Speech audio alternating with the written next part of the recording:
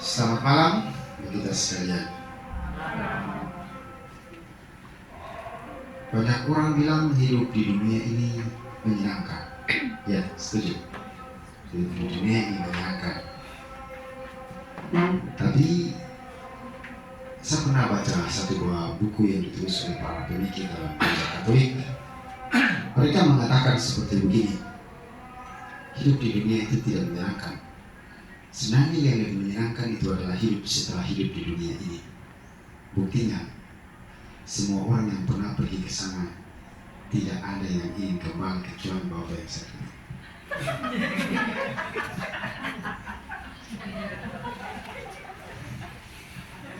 Semua orang yang sudah pergi ke sana tidak ada yang ingin kembali.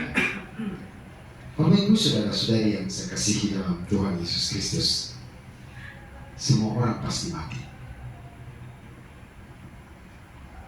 Pernah saya jalan-jalan di situ bawah kota, dan di depan di sini buat taman makan ditulis kalimat bahasa Latin yang bagus: Hodie mihi keras TV. Hari ini saya, besok itu kamu. Hari ini Ibu Beliana, besok itu saya atau Anda sekalian di sini. Kita juga punya giliran untuk mati. Maka pertanyaan untuk kita sekalian, apa yang harus kita buat untuk mempersiapkan kematian kita? Dalam pelajaran filsafat ada 3 tokoh penting, 3 filsuf yang berbicara tentang kematian. Yang pertama itu Aristoteles, yang kedua itu Seneca, yang ketiga itu Epictetus. Seneca itu filsuf dari Yunani. Dia pernah mengatakan seperti begini tentang kematian dan mengajarkan kepada murid-muridnya: berusahalah untuk menjalani hari ini seolah-olah menjadi hari yang terakhir bagimu. Seperti Tuhan Yesus mengajak kepada murid-muridnya, berjaga-jagalah selalu. Menghadapi kematian itu kita harus berjaga-jaga. Kita harus selalu siap sedia. Tidak ada cara lain untuk bisa menghadapi sebuah kematian selain berjaga-jaga. Seperti Seneca katakan, menjalani hari ini seolah-olah hari ini adalah hari yang terakhir. Jadi kalau merasa, bayangkan saja ketika kita pergi ke dokter, lalu kemudian dokter memberikan keputusan, menginformasikan hari ini kepada kamu, hari ini adalah hari terakhir hidupmu. Saya jamin dia pulang itu pasti, jangankan maki, mengatakan sesuatu yang kotor, berpikir saja dia pokoknya sudah siapkan diri, saya akan mati, maka saya harus membuat sesuatu yang baik supaya kemudian ketika mati dia akan mati dengan baik. Sedangkan filsuf Epictetus, dia mengatakan begini tentang kematian: hanya orang yang mengerti tentang arti dari kematian akan menjalani hidup dengan baik. Pertanyaan untuk kita sekalian, secara khusus untuk orang-orang Katolik, apa arti kematian bagi kamu? Apa arti kematian bagi kita? Apakah kematian itu akhir dari segala-galanya? Atau bagi kita kematian itu adalah awal dari sebuah kehidupan baru?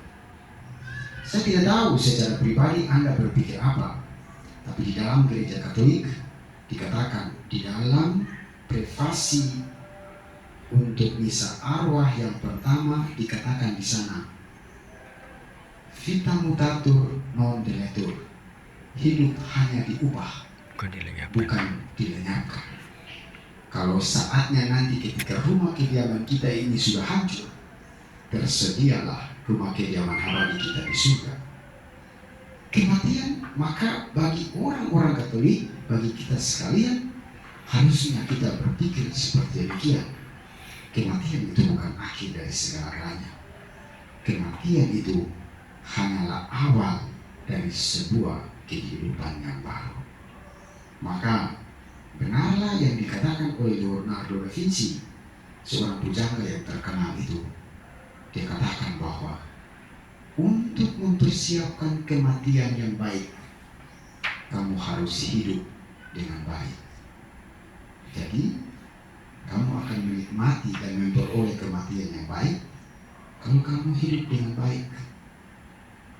Kalau misalnya waktu kamu hidup di gereja, aktif di dalam kegiatan lingkungan, aktif di dalam kegiatan gereja, aktif dalam ibadat-ibadat, ketika orang mati kamu melayat dan lain-lain, sebenarnya kamu sudah mempersiapkan kematianmu dengan baik. Ketika kita mati, kita akan mati dengan baik. Harus hidup dengan baik supaya kemudian kita mati dengan baik. Itu benar seperti yang dikatakan oleh Tuhan Yesus sendiri bagi gereja Katolik. Percaya kepada Kristus itu tidak lalu kemudian secara otomatis mengantar kita ke surga.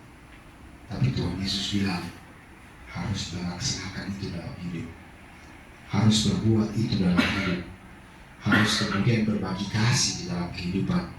Kamu harus memperhatikan orang-orang kecil, harus melayat orang yang meninggal, harus mengunjungi orang yang sakit, harus berdoa bagi sesama saudaramu, harus berbagi kasih di dalam keluarga-keluarga kita. Cara-cara ini harus kita buat dalam hidup supaya kemudian kita mempersiapkan kematian kita yang baik. Bapak Ibu, saudara-saudari yang saya kasihi dalam Tuhan Yesus Kristus. Tapi pertanyaan untuk kita, bagaimana dengan orang Katolik mengajak supaya mendoakan orang yang sudah meninggal, seperti halnya kita mendoakan Ibu Beliana yang sudah dipanggil oleh Tuhan. Gereja mengajarkan kepada kita, umat Allah itu terbagi atas 3 kelompok. Kelompok yang pertama itu para kudus yang saat ini sudah berada di surga. Kelompok yang kedua itu mereka yang sedang masih berada di api penyucian. Dan kelompok yang ketiga adalah kita semua sekarang ini masih bersiaran di dunia ini. Ada orang-orang tertentu yang ada di api penyucian. Sebenarnya kemudian kita bertanya, kenapa mesti ada api penyucian lagi? Gereja mengakui seperti begini, memang percaya kepada Kristus itu tidak otomatis kemudian membuat kita masuk surga. Karena kan kalau percaya kepada Kristus tapi kemudian hidupnya sembarangan, ya mana mungkin langsung masuk surga. Tapi gereja mengajarkan belas kasih Allah itu tidak hanya diberikan saat kita di dunia, kemudian pengakuan dosa diampuni, lalu buat lagi, mengaku dosa lagi, dosanya diampuni, walaupun buat lagi, seperti begitu. Tapi kalau misalnya itu sudah tidak ada, masih ada satu kesempatan belas kasih Allah diajarkan oleh gereja, yakni di api penyucian. Dan di sana itu tempat di mana orang menyucikan diri. Saat penyucian itulah doa-doa kita itu berguna. Doa-doa kita itu menghantar mereka, menyucikan hidup mereka, menyucikan diri mereka untuk kemudian bisa berbahagia, segera berbahagia bersama dengan Tuhan di surga. Maka Romo mau katakan kepada kita sekalian, secara khusus orang-orang Katolik, Anda mengatakan mencintai orang tuamu, mencintai keluargamu, tapi ketika mereka meninggal dan Anda tidak mendoakan satu sama Maria pun atau satu kali Bapa kami untuk saudaramu yang meninggal, sia-sia saja itu cinta. Seperti Tuhan Yesus melalui surat Yakobus yang katakan, iman tanpa perbuatan itu sia-sia. Maka ketika kita katakan kita, misalnya contoh, kalau keluarga mengatakan mereka mencintai Ibu Meliana, oma mereka, mama mereka, saudari mereka terkasih, tapi ketika dia sudah pergi dan kita tidak lupa kepada dia, tidak lagi mendoakan dia, maka sia-sia saja itu cinta yang kamu katakan.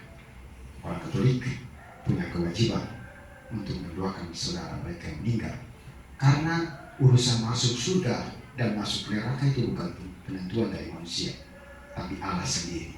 Maka kita punya kewajiban untuk mendoakan mereka yang sudah meninggal dunia. Kita percaya bahwa dengan doa-doa kita ini akan menghantar mereka untuk menikmati kebahagiaan di surga. Maka itu saudara-saudaraku, kita berkumpul di sini bersama-sama untuk mendoakan Ibu Beliana. Semoga dengan doa-doa kita ini Allah segera mengampuni salah dan dosanya dan menerima dia berbahagia bersama dengan para kudus di surga. Romo tutup renungan hari ini dengan memberikan pesan bagi kita semua yang masih hidup.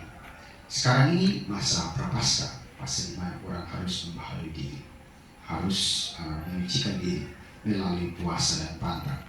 Tapi ingat, biasanya dalam gereja Katolik itu pada saat puasa itu ada aksi, ya kan? Ada aksi puasa. Karena tujuannya begini, kamu puasa, lalu kemudian dengan uang yang tadi seharusnya itu beli ikan atau beli apa saja, itu dipersembahkan untuk, jadi diberikan sebagai aksi. Jadi puasa harus ada aksi. Tanpa aksi berarti puasa kita itu tidak bermakna. Jadi puasa itu harus ada aksi. Jadi berpuasa tidak makan daging, kemudian uang daging itu dipersembahkan kepada gereja, lalu kemudian gereja akan menggunakannya itu untuk membantu orang-orang miskin, membantu orang-orang susah, mengembangkan ekonomi keluarga yang susah. Itulah tujuan dari Paskah, puasa itu. Maka kita harus berbagi dengan sesama. Berbagi dengan sesama itu berguna. Itu adalah salah satu cara untuk mempersiapkan kematian yang baik. Orang-orang di dalam gereja Katolik, para penulis yang baik, menulis seperti begini sebagai penutup dari refleksi saya. Orang kaya membantu orang miskin membangun rumahnya di surga. Tapi ingat, sebaliknya orang miskin membantu orang kaya membangun rumahnya di surga. Apa yang kamu buat di dunia ini tidak sia-sia. Karena mengikuti Kristus, kita membantu sesama. Tapi perbuatan itu tidak sia-sia. Justru dengan demikian, kamu mempersiapkan kematianmu yang baik. Mari kita berdoa, semoga Tuhan menerima Ibu Weliana dan kemudian memberkati kehidupan kita yang masih bersiara di dunia ini, secara khusus keluarga yang ditinggalkan. Semoga demikian.